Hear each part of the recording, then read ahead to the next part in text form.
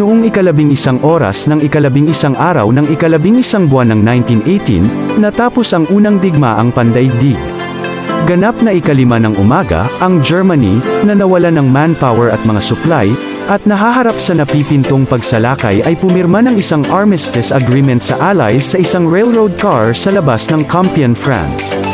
Ang mapanirang digmaan ay nagresulta ng pagkamatay ng halos 9 milyong sundalo at 21 milyon ang nasugatan. Bilang karagdagan, hindi bababa sa 5 milyong sibilyan ang namatay dahil sa sakit o gutom.